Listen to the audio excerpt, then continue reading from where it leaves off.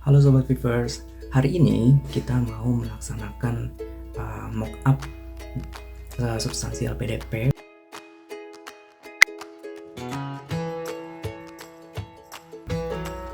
Saudara Fatihah ini dia berasal dari Pati dan baru lulus dari Universitas Gadjah Mada dan mau masuk ke ITB rencananya di studi pembangunan.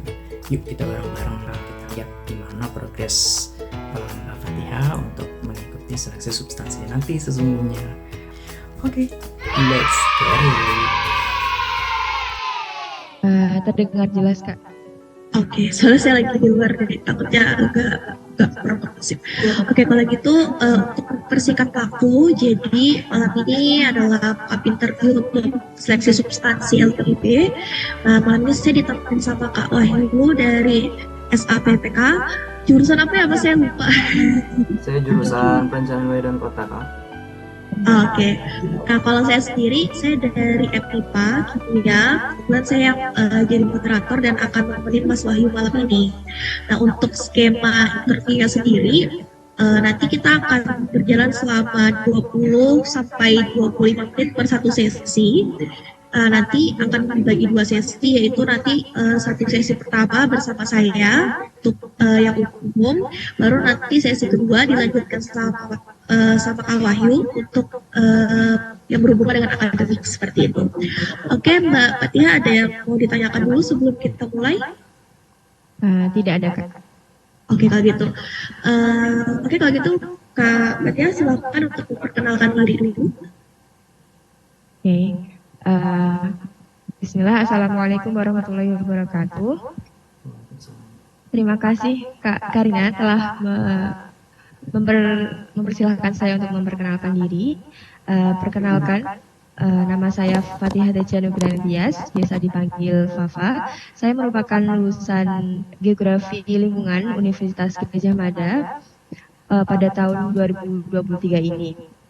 Selama berkuliah, saya lebih tertarik untuk menganalisis permasalahan sosial seperti permasalahan kependudukan maupun permasalahan ekonomi, di mana saya juga banyak mengambil mata kuliah seperti geografi ekonomi maupun perencanaan kependudukan ataupun kebijakan kependudukan dan sebagainya, sehingga saya menjadi lebih tertarik untuk bekerja di ranah tersebut. Dan juga waktu saya berkuliah, saya juga berkesempatan untuk melakukan magang di Dinas Permukiman Kota Yogyakarta, di mana saya juga melakukan penelitian tentang persepsi masyarakat mengenai program permukiman kumuh di Kota Yogyakarta tersebut, di mana saya melakukan interview dengan warga di sana, sehingga saya mengetahui bahwa bagaimana proses program permukiman kumuh itu bisa berjalan dengan lancar dalam hal untuk memperbaiki kondisinya. Lalu saya juga pernah untuk mengajukan tulisan di PKM GT khususnya itu untuk permasalahan lingkungan, khususnya dalam penanganan sampah, dan juga menginisiasi sebuah ide pesantren itu.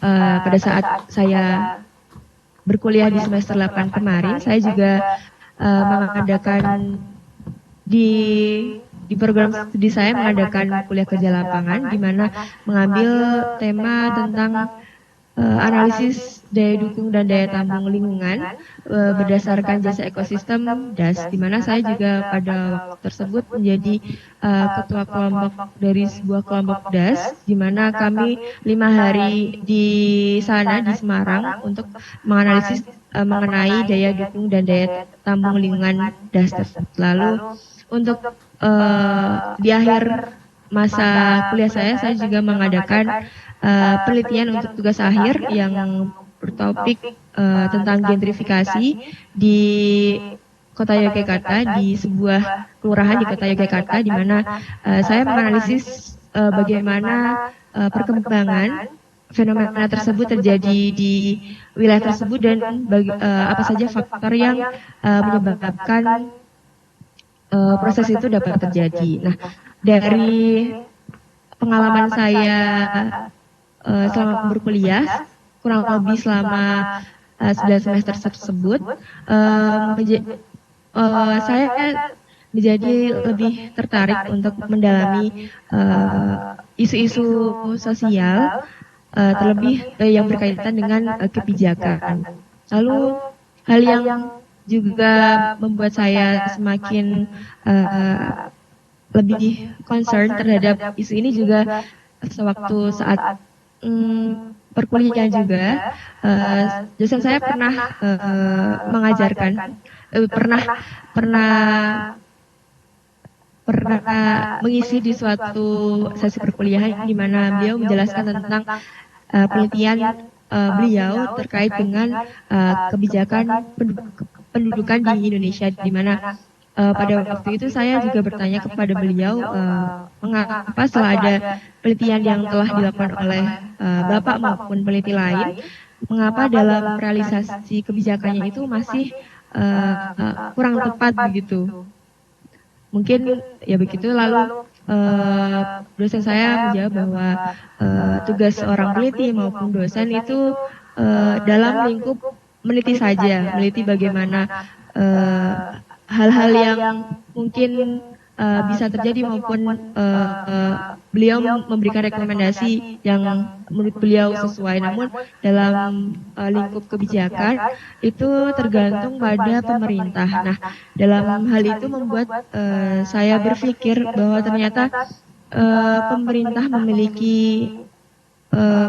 memiliki peran yang sangat penting dalam merumuskan kebijakan atas suatu permasalahan. Lalu di saat saya lulus kuliah kemarin, sampai sekarang memang saya belum bekerja secara profesional di lingkup saya, di lingkup geografi maupun di lingkup sosial. Namun pada sebelum di beberapa bulan terakhir ini saya juga lebih fokus untuk dalam program pembinaan mahasiswa, karena saya juga menjadi seorang pengurus di sebuah asrama mahasiswa. Jadi saya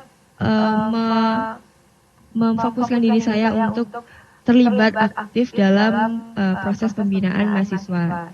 Pembinaan tersebut termasuk membuat kurikulum bagi mahasiswa yang tinggal di situ, maupun juga pembinaan program tambahan seperti ada pengelolaan sampah maupun leadership bagi mahasiswa yang ada. Jadi memang dalam lingkup profesional saya belum mengambil peran di situ, namun dalam lingkup yang lain saya ingin memfokuskan diri dalam lingkup itu tersebut. Lalu pada saat ini saya juga lebih mengambil seperti kursus online untuk menambah pengetahuan saya, seperti mengenai project management ataupun decision making ataupun leadership, karena itu akan sangat berguna untuk masa depan ataupun setelah berkuliah nanti, berkuliah master di kemudian hari begitu. Nah, untuk sehingga saya memilih untuk meneruskan pendidikan di program studi magister studi pembangunan ini, agar kontribusi saya semakin meluas dan juga dapat memiliki koneksi-koneksi kepada orang-orang yang memang memiliki kemampuan yang mumpuni begitu di bidangnya, dan saya bisa menyerap ilmu dari para beliau-beliau ini yang akan memberikan ilmu kepada saya begitu. Jadi itu sedikit perkenalan dari saya. Kalau gitu, saya mulai dulu dari berarti Mbak Fafa ya kebetulannya ya. Ya. Iya. Jadi berarti Mbak Fafa habis selesai kuliah S1, ini belum ada bekerja secara profesional tapi langsung mengambil S2 seperti itu ya. Nah, kira-kira apa nih yang melatar belakangi dari Mbak Papa kok langsung pengen S2? Kenapa nggak pengen cari pengalaman dulu dengan bekerja? Oke, terima kasih. Untuk hal ini mungkin karena waktu sarjana kemarin saya lebih ya mengambil mata kuliah yang berhubungan dengan analisis ini. Namun saya merasa ada ilmu yang saya kurang, yaitu tentang merencanakan sebuah kebijakan. Nah, itu sebuah ilmu yang saya masih merasa kurang itu, sehingga saya merasa butuh untuk menempuh pendidikan lagi, menempuh pendidikan kembali untuk menambah ilmu saya dan juga menambah pengalaman saya di bidang tersebut, karena rasa ketertarikan saya lebih ke dalam bidang tersebut,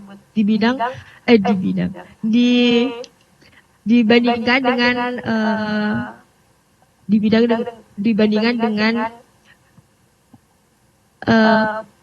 lingkup-lingkup seperti geografi pada umumnya begitu.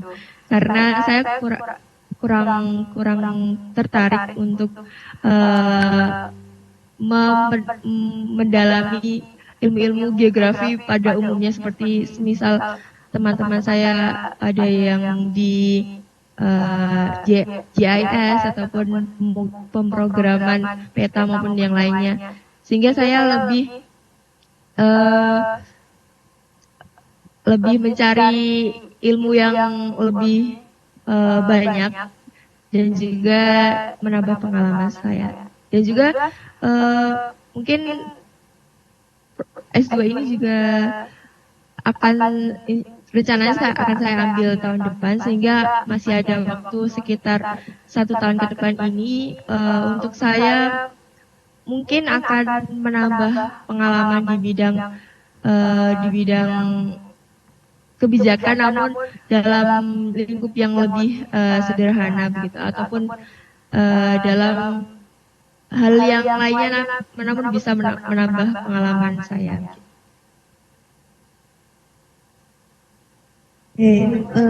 Ada satu tadi yang pengen saya garis bawahi, kan katanya Mbak Papa nih, saya pengen lanjut S2 langsung karena saya mau cari ilmunya. Rasa ada ilmu yang kurang waktu di S1 belum didapat, jadi pengen ngambil S2 seperti itu. Nah, tapi kalau kita berbicara tentang ilmu ya, menurut saya pribadi ilmu itu kan bisa diambil di mana saja. Walaupun kita kondisinya lagi bekerja ataupun kita tidak mengambil S2 sekalipun, ilmu itu masih bisa didapatkan gitu kan. Jadi apa sih yang bikin Mbak Papa tuh ngerasa oh saya harus S2 ini gitu. Karena kalau kita berbicara ilmu kan bisa didapat di mana saja ya. Misalkan kita belajar individu atau kita diskusi dengan orang lain, saya itu kan bisa kita meraih ilmu. Nah, tapi apa sih yang bikin Mbak Papa tuh ngerasa wah saya harus S2 nih? Baik, terima kasih atas pertanyaannya. Saya menyetujui pernyataan dari Kak Karina, jika ilmu memang bisa didapatkan di mana saja, maupun kita di rumah maupun di tempat kerja sekalipun bisa mendapatkan ilmu yang sama. Namun untuk proses belajar dalam lingkup di suatu perguruan tinggi, bukan hanya ilmu saja yang kita cari, namun juga koneksi dengan teman-teman, dengan dosen, maupun dengan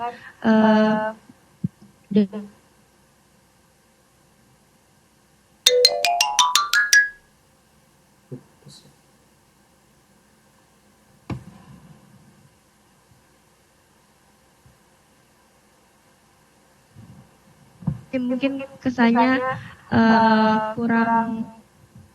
merasa kurang tertantang karena kita tidak berhadapan langsung dengan dengan orang-orang gitu. Mungkin kalau kita belajar secara online, semisal itu kan kita juga bisa mendapatkan ilmu, tapi sense untuk bersosialisasi, untuk mengembangkan mengembangkan pikiran dan juga saling berpendapat itu saya rasa kurang bisa didapatkan kalau kita tidak berada pada suatu institusi pendidikan begitu. Nah, itu juga yang saya rasa itu belum bisa saya peroleh jika saya tidak berada di sebuah institusi pendidikan, khususnya perguruan tinggi. Dan juga mengapa saya juga memilih untuk di program studi ini juga karena ilmu yang diajarkan juga cukup multidisiplin, karena saya menyadari bahwa untuk permasalahan pembangunan sendiri itu pasti ada berbagai multidisipliner, seperti semisal permasalahan pembangunan ekonomi pastinya ada hubungan dengan pembangunan sosial ataupun pembangunan sumber daya manusia, sehingga di dalam proses kita belajar di suatu institusi, khususnya di studi pembangunan nanti, pastinya akan diberikan kurikulum oleh institusinya sendiri itu untuk menambah ilmu kita untuk sesuai dengan kemampuan yang dibutuhkan dalam dalam memecahkan suatu permasalahan. Seperti saya sudah membaca kurikulum di studi pembangunan, dan ada salah satu mata kuliah yang diajarkan yaitu tentang studio kebijakan pembangunan. Dan itu saya rasa di luar kuliah saya juga sulit untuk mendapatkannya, ataupun juga saya bisa mendapatkan di lingkungan kerja, tapi itu akan sangat tidak ada. Kalau di lingkungan kerja itu sudah ada rasa tanggung jawab yang besar, sehingga waktu kita melakukan kesalahan itu akan sangat berpengaruh bagi tempat kita bekerja. Sedangkan kalau kita masih sebagai mahasiswa, sebagai pembelajar, pasti jika ada kesalahan pasti akan dikoreksi dengan tujuan agar kita menjadi lebih baik. Jadi melalui di salah satu mata kuliah studio kebijakan pembangunan itu, saya berpikir akan lebih berdiskusi dengan para peneliti maupun dosen-dosen maupun teman-teman saya untuk menganalisis suatu kebijakan pembangunan yang sesuai untuk permasalahan yang akan dihadapi, begitu. Oke, berarti lebih kepada perbedaannya dengan lingkungan ya, lingkungan antara kita bekerja, saat belajar sambil bekerja, dengan langsung belajar, beda tempatnya, beda environment-nya, lain seperti itu mungkin ya. Oke, terus mungkin boleh Mas Kak Wahyu dilanjutin dulu. Oke. Selamat malam Mbak. Oh sorry ya, belum di unmute ya. Sudah terdengar suara saya? Sudah terdengar, Kak. Baik, selamat malam Mbak Papa tadi ya namanya. Ya, selamat malam. Oke Mbak, mungkin ini terkait dengan yang tadi Mbak bilang ya, bahwa studio pembangunan yang Mbak mau ambil itu sangat cocok gitu dengan apa yang mau Mbak ampu gitu ya. Pertanyaan saya adalah, dari studio itu sebenarnya apa yang Mbak mau pelajari gitu? Karena at least sebenarnya tidak hanya dari dunia pendidikan, dari kampus saja, studio pembangunan seperti itu bisa lebih aplikatif ketika Mbak bisa kerja gitu ya di dunia pekerjaan, misalnya di Pemda atau di kementerian gitu. Nah, menurut Mbak seperti apa? Baik, terima kasih atas pertanyaannya. Memang betul jika di studi pembangunan tersebut bisa kita dapatkan mungkin tidak hanya di tidak hanya di institusi pendidikan, namun juga dalam lingkup pekerjaan secara profesional begitu. Namun mungkin perbedaannya adalah rasa tanggung jawab begitu ya, rasa tanggung jawab yang akan kita emban jika dalam suatu institusi pemerintahan, semisalnya itu pasti akan suatu keputusan yang kita ambil pasti akan sangat berdampak pada daerah tersebut. Nah, itu pasti jika keputusan kita kurang tepat pasti akan berdampak negatif bagi daerah tersebut. Itu dari segi tanggung jawab saya merasa jika di sektor pemerintahan khususnya itu akan sangat berdampak. Namun jika saya masih berada dalam institusi pendidikan, sebuah kesalahan itu pasti akan jadi sebuah makluman karena kita sedang belajar, dan dalam proses belajar pastinya kita akan memperbaiki diri, dan keputusan yang kita ambil tidak 100% akan berdampak untuk lingkup yang besar.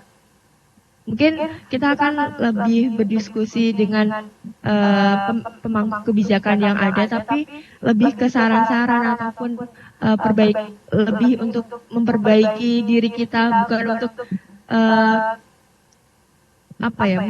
menyalahkan suatu pembuat kebijakan itu, tapi untuk lebih merefleksi apa yang sudah dibuat. Jadi saya mengambil sudut pandangnya lebih ke tanggung jawab yang diemban begitu. Oke, baik. Begitu jawaban saya.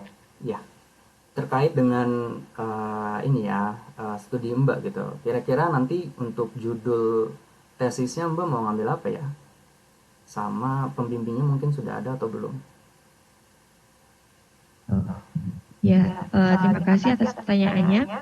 Untuk tesis saya, kemungkinan akan mengarah pada sebuah kajian tentang lingkungan dengan berdasarkan pendekatan sistem dinamik. Nah, ini suatu metode yang saya juga sebelumnya telah membaca tesis-tesis mahasiswa studi pembangunan sebelumnya, dan saya rasa melalui pendekatan ini sebuah masalah akan dipandang secara sistematik begitu, dengan berpikir secara sistem, di mana suatu permasalahan pasti ada berbagai faktor yang mempengaruhinya, seperti faktor yang akan berpengaruh negatif maupun berpengaruh positif terhadap suatu fenomena atau permasalahan. Jadi setelah saya membaca tesis dari mahasiswa studi pembangunan sebelumnya itu, saya merasa tertarik dengan metode ini, dan juga sesuai dengan kajian lingkungan yang berdasarkan, mungkin saya akan mengambil dalam lingkup jasa ekosistem maupun daya dukung lingkungan begitu, karena di tesis sebelumnya juga mengangkat isu tersebut, namun sudah terjadi di beberapa tahun yang lalu, dan itu belum ada yang mengambil kembali, dan saya rasa topik penelitian tersebut sangat berguna untuk daerah maupun negara secara lingkup yang besar, karena memang lingkungan saat ini sangatlah terancam begitu untuk keberlanjutannya, karena memang lingkungan itu akan menghasilkan suatu hal yang sangat bermanfaat untuk manusia jika dimanfaatkan seperti sumber daya alam maupun sumber daya yang lain, dan itu pasti akan menimbulkan dampak negatif jika seseorang itu mengambil sumber daya alam dengan tanpa perhitungan secara berkelanjutan begitu. Jadi saya lebih mengarah ke isu tersebut jika nanti di tesis. Lalu goals Mbak ini mungkin dalam jangka panjangnya itu apa ya? Oke, terima kasih. Untuk jangka panjangnya, mungkin saya sebagai perempuan yang nantinya juga akan menjadi istri maupun ibu, dan juga pasti ada berbagai tanggungan yang akan saya saya urus, maupun di dalam rumah maupun di lingkup masyarakat secara luas. Dan saya kira kedua hal besar ini harus diseimbangkan antara kehidupan rumah dan juga kontribusi saya di lingkup masyarakat ataupun di negara. Gitu. Nah, untuk hal ini bagaimana saya merancang masa depan saya lebih berpikir untuk bisa berkontribusi kepada negara khususnya dengan dalam hal menjadi seorang konsultan bagi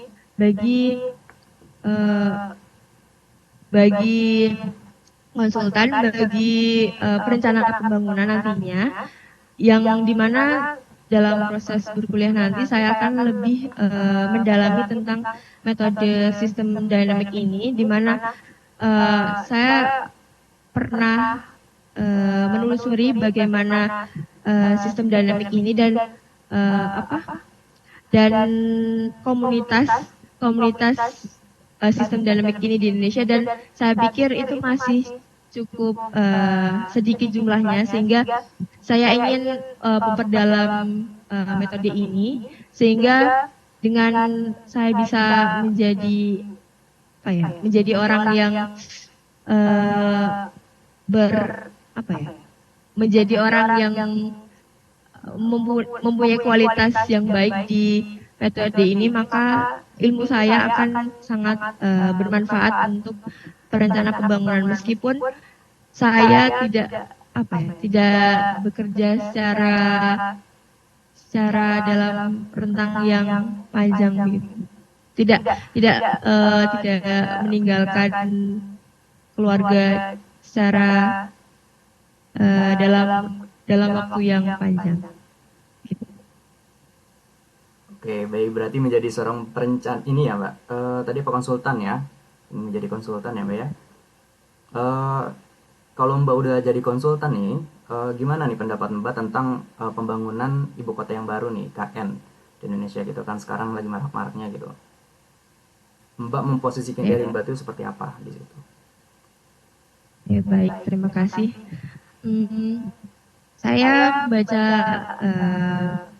berbagai sumber terkait IKN ini, di mana mungkin ada pro maupun kontranya, dan itu memang hal yang wajar. Tetapi memang dalam pembangunan IKN ini memang ada hal yang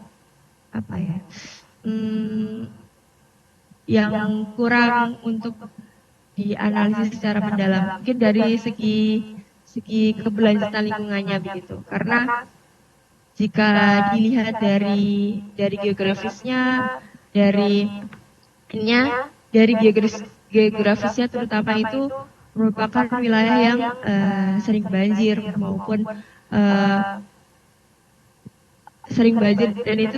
dan itu akan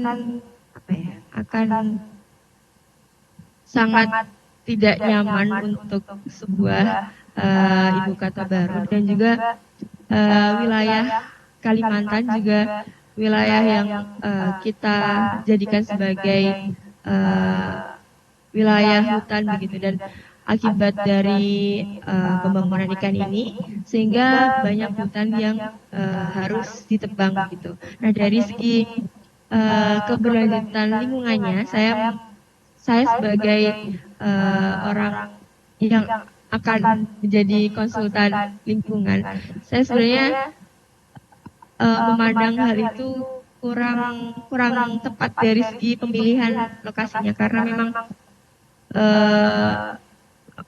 dari segi geografisnya maupun dari segi apa ya,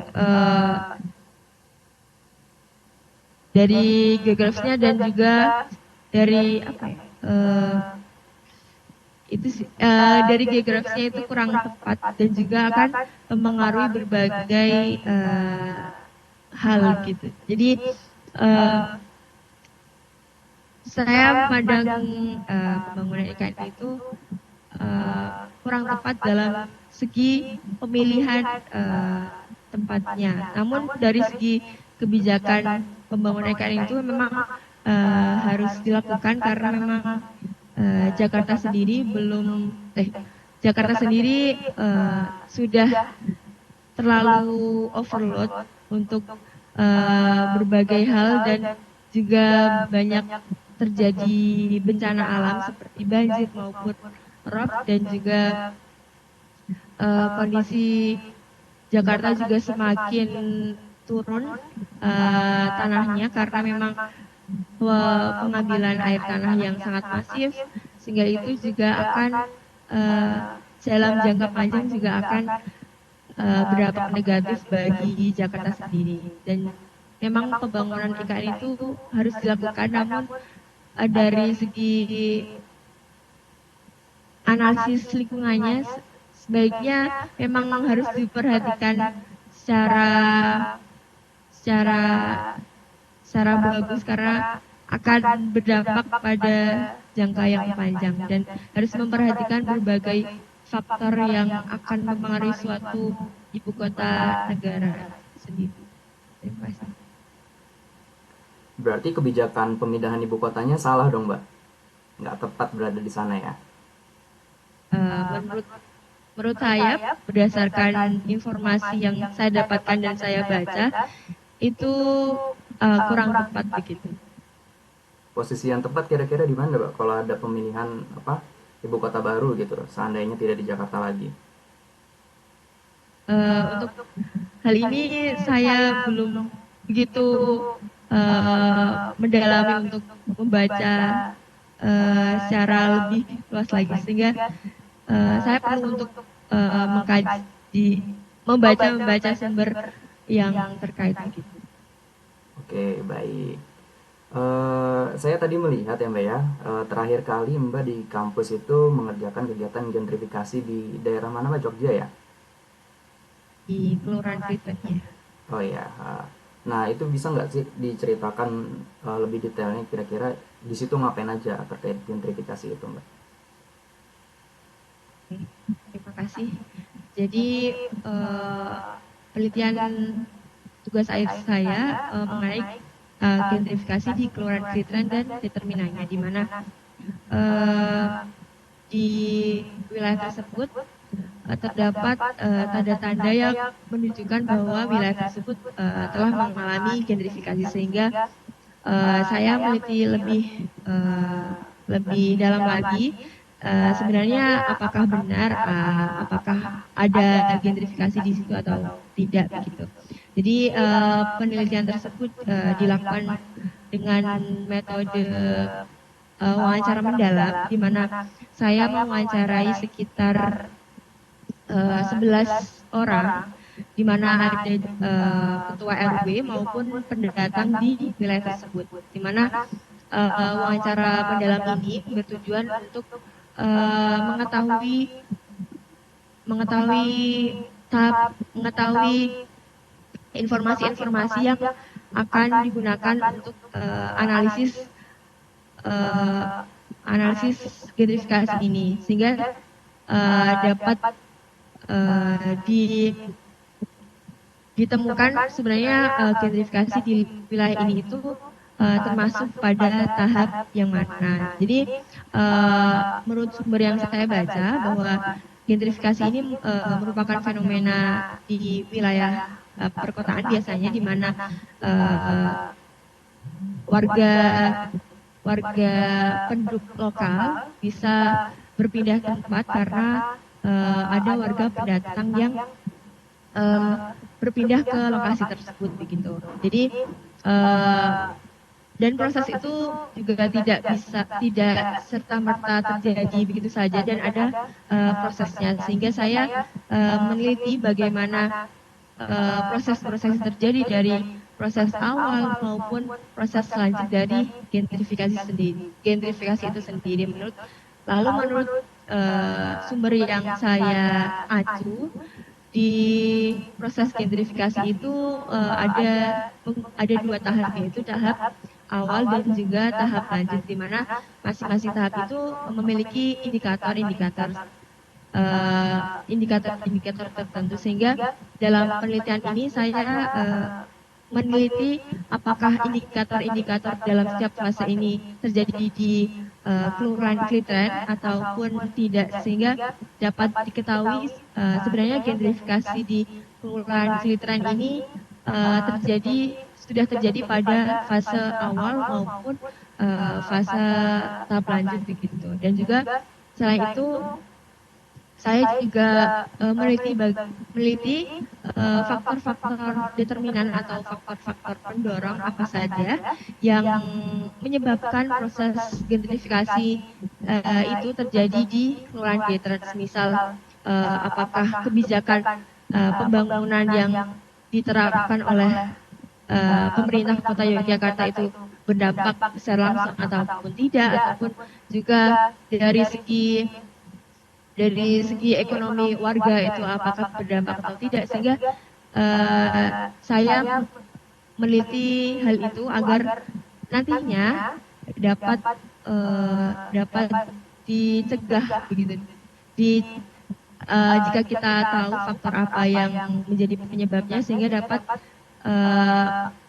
dicegah nantinya agar fenomena itu tidak terjadi. Karena memang mungkin fenomena gentrifikasi dapat dipandang secara positif maupun negatif, karena dalam lingkup positif fenomena gentrifikasi ini dapat mengubah suatu wajah perkotaan yang dulunya itu mungkin kurang berkembang ataupun masih dihuni oleh warga dengan ekonomi rendah, sehingga adanya gentrifikasi ini sehingga wajah suatu wilayah itu berubah menjadi lebih baik, itu juga dapat dipandang sebagai hal yang positif. Tapi di sisi lain, dalam hal yang negatif itu juga dapat merugikan bagi warga pendatang, karena dapat menyebabkan warga lokal hal ini akan dapat berdampak negatif bagi warga lokal, karena warga lokal harus meninggalkan tempat tinggalnya untuk mencari tempat tinggal yang lainnya. Tapi hal ini juga tergantung bagaimana persepsi masyarakat lokal itu sendiri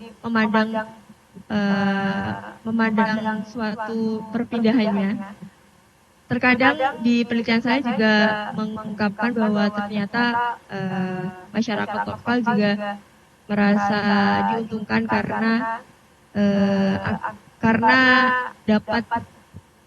mendapatkan uang yang cukup lumayan banyak, karena harga tanah di lokasi tersebut juga tinggi, sehingga jikalau mereka pindah ke lokasi lain dengan uang yang cukup banyak tersebut, dibelikan tanah di daerah lain, itu masih untung begitu. Tapi di daerah lain mungkin persepsi warga tentang perpindahannya itu juga akan dinilai kurang menguntungkan bagi warga lokal. Terima kasih. Oke, I get it. Oke Mbak, saya kembalikan kepada Mbak Karina lagi. Sudah cukup. Terima kasih.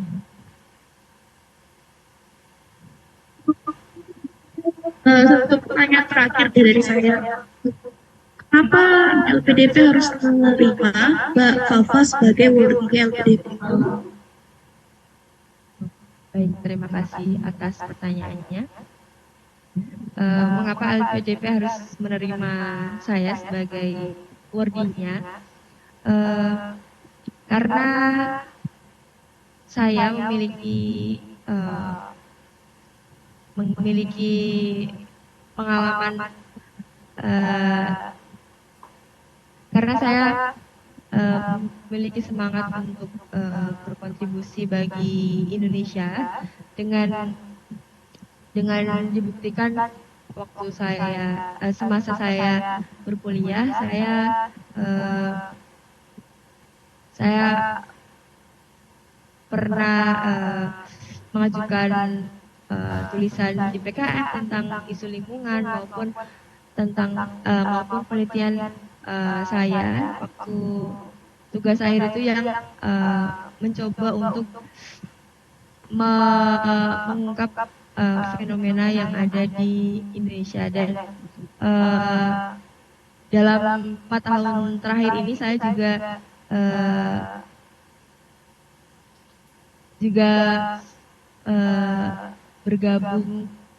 bergabung dalam suatu asrama mahasiswa, di mana selama 4 tahun terakhir kemarin, saya juga belajar banyak dengan berbagai orang, berbagai latar belakang, berbagai angkatan, berbagai orang dari berbagai program studi, dan beberapa universitas di Yogyakarta, di mana saya merasa banyak mendapatkan pelajaran dari situ, karena nantinya juga kita akan berhubungan dengan orang banyak nantinya, dan jika kita mau berkontribusi juga kita akan melibatkan banyak orang, dan hal ini sedikit demi sedikit telah saya peroleh waktu saya tergabung dalam asrama mahasiswi ini selama 4 tahun terakhir ini. Jadi itu salah satu pengalaman yang dapat membentuk diri saya ke depannya untuk lebih bisa beradaptasi dengan orang banyak, untuk bisa bersosialisasi dengan baik, bisa mengajukan pendapat jika ada suatu masalah, dan kita berusaha untuk memecahkan suatu permasalahan itu dengan cara berdiskusi, sehingga saya merasa selama 4 tahun terakhir kemarin saya juga merasa kemampuan untuk berdiskusi saya juga semakin meningkat, meskipun belum terlalu baik, namun dengan modal tersebut saya merasa itu akan menjadi modal saya selanjutnya gitu. Oke. Ada lagi yang mau ditambahkan nggak apa-apa? Tidak ada. Mbak, Oke, boleh mungkin satu pertanyaan terakhir itu tadi dari saya? sedikit gambaran. Oh ya, boleh. Ada satu hal sih yang saya pengen tanyakan gitu, Mbak. Pernah nggak sih Mbak ini gagal gitu selama proses hidup? Karena yang saya lihat nih dari tadi positifnya terus gitu yang diceritakan. Dan kalau bisa kegagalan apa yang Mbak pernah alami gitu yang paling bikin Mbak benar-benar drop? Kegagalan.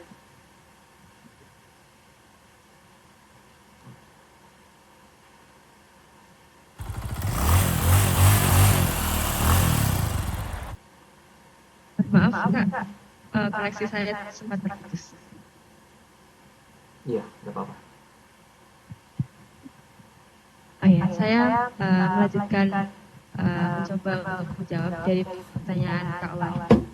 Jadi untuk kegagalan dalam hidup saya, salah satu yang membuat saya cukup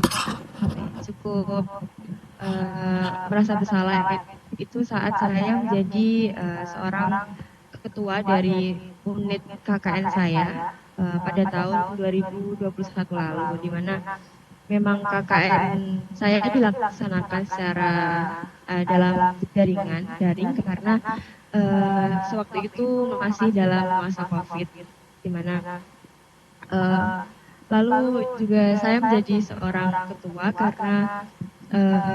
karena dosen saya menunjuk saya sebagai ketua. Dalam posisi saya tidak siap untuk menjadi ketua karena saya merasa kurang berpengalaman dalam hal menjadi ketua begitu. Lalu di saat itu, di mana keanggotaan KKN itu berasal dari berbagai fakultas di UGM dan dilakukan secara daring, dan saya masih belajar bagaimana cara memanage orang yang banyak, apalagi saya belum terlalu mengenalnya, sehingga ini menjadi salah satu tantangan yang cukup besar bagi saya pribadi, karena tidak tidak bertatap muka langsung maupun berinteraksi secara langsung itu pun akan berbeda begitu rasanya jika kita bisa bersosialisasi secara langsung dengan teman satu tim kita gitu.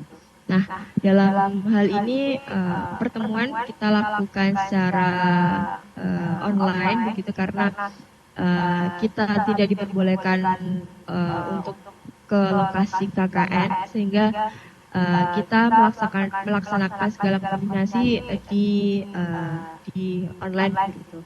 Nah, dalam hal ini saya merasa cukup kecewa pada diri saya pribadi karena saya sebagai ketua belum bisa menjadi ketua yang baik karena masih tidak bisa menyatukan tim saya secara rekat begitu, karena jika dilihat setelah acara KKN pun tim saya tidak menjalin komunikasi kembali, dan ini salah satu hal yang menurut saya salah satu kegagalan saya sebagai ketua tim karena tidak bisa merekatkan komunikasi antar kita di satu tim ini, dan juga saya juga pribadi tidak bisa secara langsung untuk bertemu dengan teman saya dan saling memberikan kekuatan juga. Itu juga menjadi salah satu kekecewaan bagi saya pribadi sebagai seorang ketua tim yang tidak bisa mengayomi seluruh anggota saya. Nah, namun dengan hal itu, dengan saya menjadi ketua unit KKN itu juga, saya juga belajar dari kegagalan itu. Sebagai ketua tim yang belum sukses untuk menjalankan tugasnya, saya juga belajar nanti jika saya jadi ketua tim ataupun ketua dalam suatu kelompok begitu, saya bisa mengevaluasi apa saja kesalahan yang telah saya lakukan. Mungkin saya kurang menjalin komunikasi yang aktif kepada teman-teman saya, dan juga saya belum bisa mengayomi teman-teman saya kemarin begitu. Itu bisa menjadi evaluasi bagi saya, dan di balik rasa kecewa itu mungkin ada hal yang membuat saya cukup bahagia mungkin, karena di setiap hal pasti ada hal yang positif maupun negatif. Dalam hal yang positif mungkin saya bisa belajar untuk memecahkan suatu permasalahan di tim saya, karena memang suatu tim tidak lepas dari sesuatu yang namanya permasalahan begitu. Nah, jadi waktu kemarin di unit KKN saya pada tahun 2021 kemarin itu ada salah satu teman saya yang dia itu menghilang begitu. Karena ini kan KKN secara daring, jadi untuk loss komunikasi itu sangat mungkin terjadi. Jadi teman saya itu selama kurang lebih 2 minggu itu tidak bisa dihubungi, sedangkan program kerjanya itu ada berurusan dengan teman yang lain sehingga menimbulkan sedikit kegaduhan di unit saya. Jadi sebagai ketua tim saya juga berusaha untuk mencari informasi tentang keberadaan anggota saya yang menghilang ini dari teman-teman terdekatnya dan juga ada koneksi bersama di pertemanan kita sehingga lebih mencari keberadaannya gitu untuk bisa dihubungi kembali dan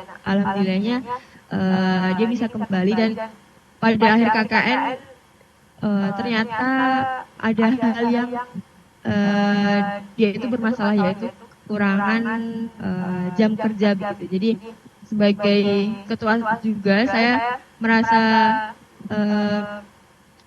hal itu sebagai masalah karena itu akan berdampak pada kelulusan KKN-nya anggota saya itu sehingga saya juga berusaha untuk berkomunikasi kepada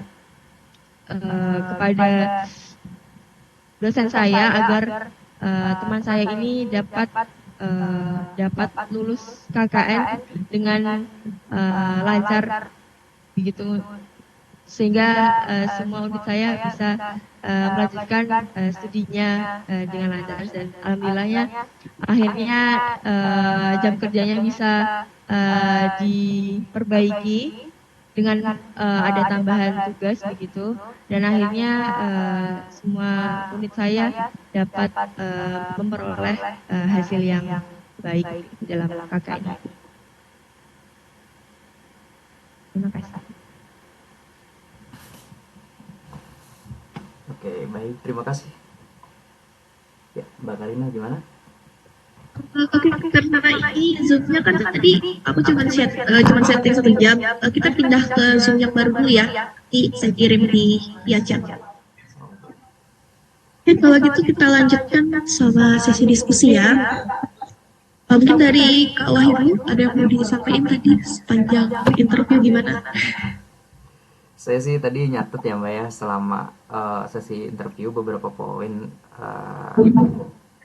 Yang pertama itu dari intro atau pengenalan nih. Mbak Fatia ini kayaknya tadi intronya cenderung panjang ya, terlalu lama menurut saya. Bahkan tadi saya sampai ngitungnya tadi menitnya gitu sampai 5 sampai 7 menit gitu. Padahal in real interview nanti kalau bisa sih cukup 1 sampai 3 menit aja itu udah cukup sebenarnya. Gitu. Nggak perlu sampai panjang banget gitu, tapi bisa lebih lugas lah apa yang mau disampaikan. Yang kedua tadi Mbak Fatia ini juga banyak bilang kayak gini nih misalnya mungkin gitu. Terus ada gitu kan sama apa ya kayak gitu. Ini jadi satu penilaian juga bagi saya gitu. Karena loh kok gini mungkin padahal harusnya sebagai Mbak calon awardee gitu harus yakin gitu terhadap diri sendiri. Nggak bisa kalau misalnya mungkin gitu. Tapi Mbak sudah punya plan apapun itu jangan disampaikannya secara langsung gitu apa yang mau dilakukan ya itu gitu tanpa perlu bilang mungkin lagi gitu. Kalau Mbak punya rencana ya nggak perlu bilang mungkin nanti saya akan jadi seperti ini tapi rencananya nanti saya akan jadi bla bla bla gitu misalnya. Terus yang ketiga tadi ketika saya tanyakan tentang judul tesis sama pembimbing sebenarnya ada satu pertanyaan yang belum dijawab yaitu pembimbingnya Mbak. Jadi sebenarnya tadi saya cukup menjebak sih 2 pertanyaan sekaligus dalam 1 pertanyaan gitu, tapi Mbak cuma jawab judulnya aja tadi ya rencana, tapi pembimbingnya jadi karena Mbak terlena sama judulnya gitu, sampai pembimbing yang tadi saya tanya itu nggak di-mention nih gitu. Mungkin nanti bisa disiapkan lagi lah untuk itu, karena di esai Mbak juga ini untuk judul terus pembimbing ini belum muncul ya, jadi kemungkinan sih nanti ketika wawancara ini bakal banyak juga ditanya gitu karena saya sendiri pun kemarin banyak banget ditanya tentang judul tesis sama kira-kira pembimbingnya siapa dan saya mau ngapain selama kegiatan kampus S2 di sini gitu. Terus yang keempat ya berarti ya, ini ketika diceritakan tentang pembeda ini saya belum nangkep nih yang unik dari Mbak ini apa gitu karena there's something important gitu ya, menjadi hal penting ketika kita bisa unik karena banyak banget peserta LPDP gitu di Indonesia ini gitu ya, dan kita perlu gitu satu hal yang unik yang mungkin dari segi kontribusinya atau Mbak mungkin dari rencana masa depannya kayak gitu. Sejauh ini sih itu sih yang terkait dengan kekurangan tadi. Alhamdulillah bagusnya tadi diceritakan juga gitu overwhelmnya gitu ya, apa yang tindakan selanjutnya yang Mbak lakukan, karena ini sebenarnya pertanyaan jebakan juga gitu ya, psikologis, untuk mencari Mbak gimana nih terhadap kegagalan, reaksinya seperti apa gitu, tapi ternyata di akhir tadi walaupun cukup lama saya tungguin akhirnya diceritakan juga gitu, which is good ya. Mungkin itu sih saya catatan-catatan saya gitu. Terima kasih Kak. Oke, saya satu pendapat sama Kak Wahyu. Jadi di awal tadi terlalu lama dan terlalu bertele-tele juga apa yang disampaikan. Jadi saran saya adalah setiap pertanyaan itu kalau bisa dipersingkat tapi on point. Hmm. Dengan jalan dulu kemana, baru jawaban yang diminta itu di akhir. Karena waktunya kan terbatas ya. Ya, saya Kadang khawatir malah kalau diberhentikan pengalaman nanti saya sama. nggak sampai 1 jam. Iya benar. Kalau waktu itu saya nggak sampai 1 jam, saya sekitar 45 menit aja. Kalau Wahyu waktu itu berapa interviewnya? Saya 53 menit waktu itu. Nggak pernah nyampe sejam sih emang. Kayak Nah, rata-rata wawancara. ya, jadi kebanyakan itu nggak pernah sampai 1 jam untuk interview. Kebanyakan dari yang udah saya tanya teman-teman saya ya. Jadi saran saya adalah kalau menjawab sesuatu jangan jalan dulu, baru jawabannya di akhir. Kalau bisa langsung on point apa yang ditanyakan itu jawabannya gitu. Boleh kita jawab pakai case, pakai ada kasus apa gitu ya. Tapi jangan terlalu banyak juga. Gitu. Memang bagus kalau kita jawab itu pakai case dulu baru muncul dengan solusi, itu juga bagus. Tapi perlu kita perhatikan ada waktu ya kan, dan jawabannya juga harus tepat sasaran, jadi apa yang ditanyakan sama interviewernya juga sampai gitu. Kalau saya lebih ke situ sih, karena untuk jawaban-jawaban dalam masalah akademik jujurnya saya kurang paham untuk sampai ke situ. Jadi kalau saya ambil dari hal-hal umumnya mungkin lebih ke situ, lebih gestur juga, jangan terlalu banyak lirik kiri kanan atas bawah gitu. Kalau bisa fokus ke depan, terlebih saat ya mendengarkan pertanyaan, menjawab dan sebagainya, itu juga perlu kita fokus ke depan. Jadi biar masyarakat tuh nggak ada orang yang bantu atau dan lainnya, nanti kita punya catatan dan sebagainya seperti itu. Juga jangan terlalu, tadi juga sudah disampaikan sama Kak Wahyu, jangan apa ya gitu, kenapa ya. Nah, mungkin solusinya lebih kayak diperlambat aja intonasinya. Jadi misalkan kita tuh lagi berpikir tapi nggak lagi mikir gitu ya. Jadi misalkan ya jadi kalau misalkan seperti ini gitu. Jadi intonasinya aja yang diperlambat, tapi sebenarnya kita tuh lagi mikir gitu. Jadi biar nggak sebut atau apa ya, kayak gitu enggak. Jadi lebih main di intonasi aja. Jadi biar nggak kelihatan kalau kita mikir. Itu aja sih kalau dari aku. Mungkin ada tambahan Kak Wahyu? Oh, ada satu lagi nih Mbak. Yang pertanyaan tadi saya tanya udah daftar ITB atau belum, Mbak jawab tadi belum ya. Nah ini bisa jadi bumerang sebenarnya, karena ini menunjukkan kalau Mbak itu berarti belum siap, belum serius buat nyari studi gitu. Seharusnya ketika ditanya ini, Mbak harus sudah tahu gitu pendaftaran tanggal berapa. Dan kalau bisa sih, saya juga kemarin sempat ditanya gini kan, emang sudah daftar belum? Sudah Pak, saya belum daftar, tapi karena memang belum buka gitu. Jadi mungkin bisa jelaskan karena memang belum buka dan tanggal bukanya itu kapan. Jadi kita harus tahu. Saya sendiri kemarin nyari tanggal 25 apa bukanya. Jadi sampai saat ini memang saya belum mendaftar karena memang menunggu jadwal pendaftarannya buka gitu. Karena itu juga jadi ditanya sih nanti ketika interview. Udah. Oke, kalau dari Kak Puma ada yang mau ditanya nggak? Ya ini sebenarnya kurang persiapan banget sih dari aku pribadi karena agak kurang kurang siapa jawaban juga, kayak agak bertele-tele juga. Aku ngerasanya juga gitu, tapi bingung mau ngomong apa sebenarnya. Jadi sebagai evaluasi aku pribadi, karena ini mock up pertama juga, semoga tanggal 24 nanti bisa tambah lancar. Amin.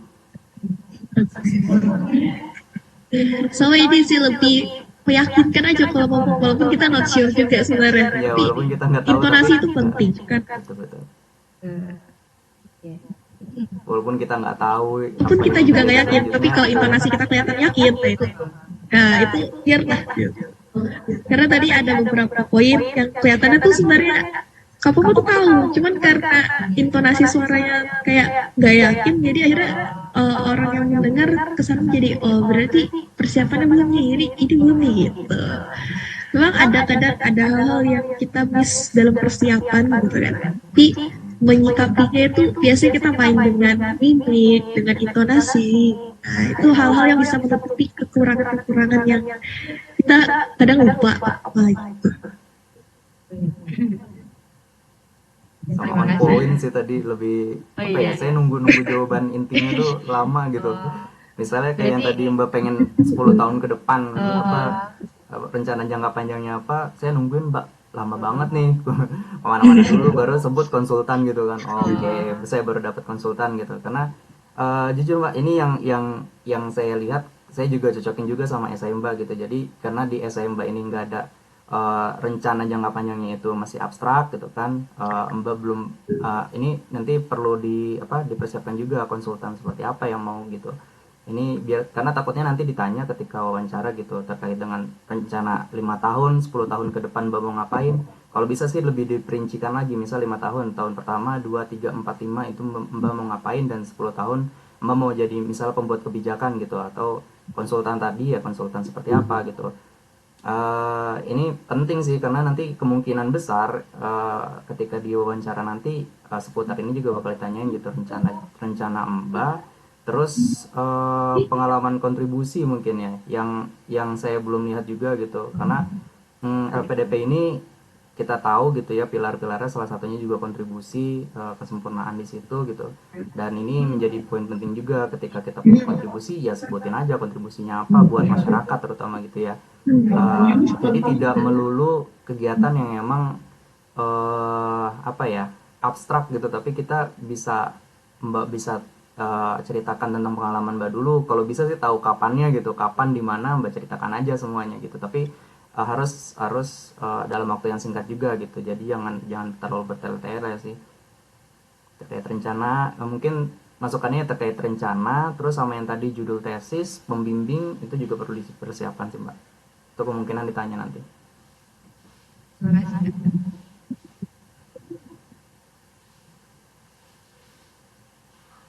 Lagi kapan yang pengen ditanyain? Udah sih Kak.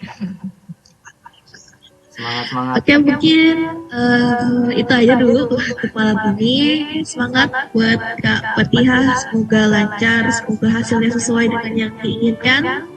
Mungkin ya banyak hal yang kadang kita miss di perjalanan, tapi yang nggak apa terobos aja lah dulu gitu.